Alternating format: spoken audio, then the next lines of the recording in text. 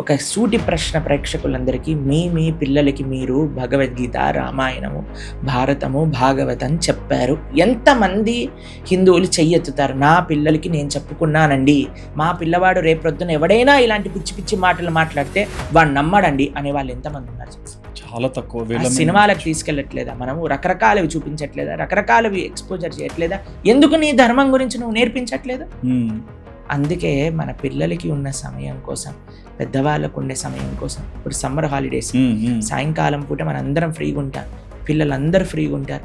మళ్ళీ నేను చెప్పదలుచుకున్నది ఏంటంటే, మే 16 నుంచి మే 24 వరకు 9 రోజులు రామాయణ నవాహం.